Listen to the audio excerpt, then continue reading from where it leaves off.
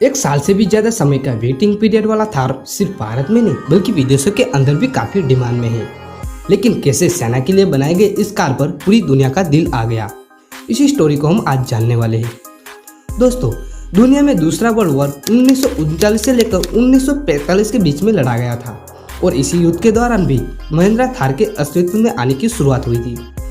दरअसल में ये वॉर जब अपने चरम पर था तब अमेरिका ने अपने सैनिकों और हथियारों को युद्ध के मैदान में भेजने के लिए फाइटर प्लेन्स और ट्रक का इस्तेमाल कर रहा था। लेकिन ट्रक और प्लेन्स के साथ में एक प्रॉब्लम ये थी कि एक तो ये साइज में बड़े होने की वजह से ये हर जगह नहीं जा पा सकते थे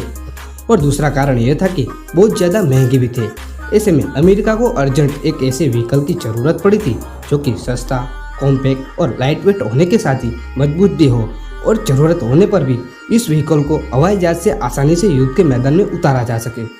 अब इस जरूरत को पूरा करने के लिए अमेरिकी सेना ने देश भर के करीब 135 ऑटोमोबाइल कंपनी से एक मजबूत 4 व्हील ड्राइवर कार के एक प्रोटोटाइप बनाने के लिए कहा। लेकिन सेना ने यह प्रोटोटाइप मॉडल बनाने के लिए सिर्फ 49 दिन का समय दिया था। इसलिए 135 में से सिर्फ 2 कंपनी ने, बेंटम और विलेज ओवरलैंड ने सेना के इस रिक्वेस्ट पर रिस्पॉन्ड दिया था। विलेज का प्रोटोटाइप मॉडल ऑलमोस्ट तैयार ही था और उससे कंप्लीट करने के लिए उन्होंने सेना से थोड़ा और समय मांगा,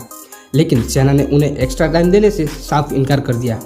लेकिन वही बेंटम कंपनी की अगर हम बात करें तो वो 49 दिन के अंदर एक वर्किंग प्रोटोटाइप बनाने में सफल रहे थे और सेना को उनकी कार का डिजाइन पसंद आ गया था। लेकिन बेंटम कंपनी उस समय बहुत छोटी कंपनी थी जिसके प्रोडक्शन कैपेसिटी इतनी नहीं थी कि वो आर्मी की डिमांड को टाइम पर पूरा कर सके। इसलिए सेना ने बेंटम की उस डिजाइन को फोर्ड और विलेज दोनों कंपनी को दे दिया और उससे कहा गया कि वो इस डिजाइन को वो अपने हिसाब से बदलाव करके अपने अपने मॉडल को प्रेजेंट करे। इसके बाद से इन दोनों कंपनी ने आर्मी के सामने इस कार के अपने अपने वर्जन पेश किए, जिन्हें बारीकी से परखने के बाद से विलेज के इस कार का स्टैंडर्ड डिजाइन मान लिया गया। अब जो कि इस कार के लिए विलेज का डिजाइन फाइनल हुआ था, ऐसे में इसके सभी लीगल राइट्स भी विलेज कंपनी के नाम किए गए, जहाँ विलेज ने जीप नाम का ट्रेडमार्क करवाकर अपने इस कार का विलेज जीप नाम दे दिया और इस तरह से फेमस जीप कार की शुरुआत हुई, जिसने आगे जाकर पूरी दुनिया में नाम कमाया। दरअसल यह कार किसी भी तरह के उबड़-खाबड़ रास्तों पर चलने में सक्षम थी। साथ ही यह इतनी मजबूत थी कि वो छोटे मोटे धमाकों और बंदूक के हमलों को यह आराम से झेल पाती थी और इन्हीं सभी खूबियों की वजह से जीप तुरंत ही वो वर्ल्ड वॉर 2 का अहम हिस्सा बन गई थी। अब आपको जानकर हैरानी होगी कि उस समय वर्ल्ड वॉर 2 के लिए करीब 6 लाख जीप बनाई गई थी। अब दोस्तों, जब तक वर्ल्ड वॉर 2 चला तब तक यह कार काफी डिमांड में रही, लेकिन 1945 में वॉर खत्म होने के बाद से इस कार की डिमांड भी पूरी तरह से खत्म हो गई और अमेरिकी सेना ने इसे भी खरीदना बंद कर दिया था। अब इस घाटे के सिचुएशन से निकलने के लिए कंपनी ने जीप को आम लोगों में बेचने की कोशिश की, लेकिन जिस तरह की सफलता युद्ध के मैदान में मिली थी वैसी सक्सेस शहर की आम सड़कों पर नहीं मिल सकी। दरअसल में वॉर में यूज होने की वजह से जीप की छवि एक सोल्जर कार की बन गई थी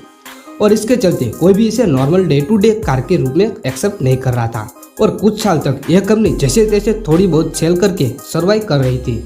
लेकिन सेल लगातार कम होने की वजह से कंपनी की हालत बिगड़ती गई और फिर एक साल ऐसा समय आया कि कंपनी पर बंद होने का खतरा मंडराने लगा। और दोस्तों, यही वो टाइम था जहां पर इस स्टोरी में महिंद्रा कंपनी के फाउंडर मिस्टर जेसी और मिस्टर केसी महिंद्रा की एंट्री हुई। दरअसल केसी महिंद्रा ने अपनी लाइफ के कुछ साल अमेरिका में भी बिताए थे और वहीं पर उन्होंने जीप को पहली बार देखा था। अमेरिका में जीप को देखकर इस व्हीकल से इतना इम्प्रेस हुए थे कि उन्होंने इस समय इस कार को इंडिया में लाने का फैसला कर लिया था और अपने इस सपने को भी पूरा करने के लिए महिंद्रा ब्रदर अमेरिका पहुंचे थे, जहां जाकर उन्होंने विलेज कंपनी को अप्रोच किया और कंपनी के साथ में जीप के CG2A मॉडल को इंडिया में इंपोर्ट करने की डील साइन कर ली और इस तरह से 1949 में महिंद्रा ब्रदर्स जीप को भारत में ले आए। अब जैसे तो जीप एक एवरेज प्राइस वाली कार थी, लेकिन फिर भी इसका प्राइस इतना कम नहीं था कि भारत के आम लोग इसे परचेस कर सके। इसलिए शुरुआत में यह इंडियन मार्केट में अंदर कुछ खास कमाल नहीं दिखा पाई। लेकिन दोस्तों, जीप की इंडियन मार्केट में फेल होने पर भी महिंद्रा कंपनी ने हार नहीं मानी और साल 1960 की शुरुआत में उन्होंने विलेज कंपनी के साथ में एक और डील साइन की और जीप के CG3A मॉडल को इंडिया में मैन्युफैक्चरिंग करने का लाइसेंस प्राप्त कर लिया। अब इंडिया में मैन्युफैक्चरिंग शुरू होने से जीप का प्राइस और भी ज़्यादा कम हो गया और मैन्युफैक्चरिंग के साथ ही महिंद्रा ने जीप के अंदर कुछ बुनियादी बदलाव भी किए, जैसे कि इसके लेफ्ट हैंड को इंडियन मार्केट के हिसाब से बदलकर राइट हैंड राइट कर दिया गया, क्योंकि इसी की वजह से बहुत से लोग इस कार को इंडिया में परचेस नहीं कर रहे थे। इसके अलावा जीप जो सिर्फ पेट्रोल इंजन के साथ आती थी, वही महिंद्रा ने इंडियन मार्केट में इसकी डीजल वेरिएंट को भी लॉन्च किया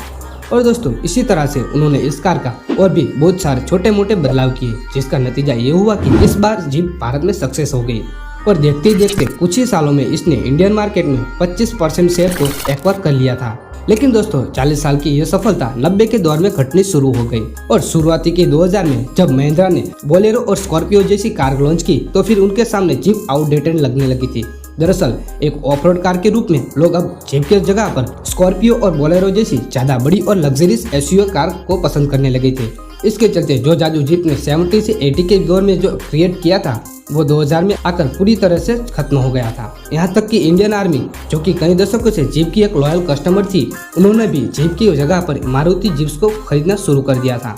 जीप का इस तरह से फेल होना महिंद्रा के लिए एक बहुत बड़ा झटका था। ऐसे में कंपनी को एक ऑफ-रोड कार की जरूरत थी जो कि जीप को रिप्लेस कर सके और इस तरह से अक्टूबर 2010 में महिंद्रा कंपनी ने थार को लॉन्च करके जीप को हमेशा के लिए रिप्लेस कर दिया। दरअसल महिंद्रा थार स्कॉर्पियो, मेजर और CGF-i जैसे कार को कॉम्बिनेशन से बनी थी, इसलिए लॉन्च होते ही इसने सभी का ध्यान अपनी तरफ खींच लिया। हालांकि इसके बावजूद भी इस कार को वैसी सफलता नहीं मिल पाई जैसी कि कंपनी ने उम्मीद की थी। इसके चलते महिंद्रा ने थार की इस फर्स्ट जनरेशन को 2020 में हमेशा के लिए बंद कर दिया और फिर इस कार में कई बड़े बदलाव करके अक्टूबर 2020 में इसकी सेकंड जनरेशन लॉन्च किया था। और दोस्तों थार की सेकंड जनरेशन पहले वाले से कहीं ज्यादा रेटेबल पावरफुल थी, इसलिए इस बार लोगों के बीच में थार का जादू चल गया और यह जादू कुछ ऐसा चला कि लॉन्च होते ही यह इंडिया की बेस्ट सेलिंग कार में से एक बन गई। अब अगर आज की बात करें तो इस समय थार इंडिया के अंदर इतना ज्यादा डिमांड में है कि इसका वेटिंग पीरियड 1 साल से भी ज्यादा चल रहा है और इसकी सेल्स लगातार आसमान को छू रही है। बाकी हमारी आज की वीडियो में बस इतना ही था। ये वीडियो आपको कैसा लगा हमें कमेंट करके जरूर बताना और आगे इसे वीडियो देखने के लिए हमारे चैनल को सब्सक्राइब करें।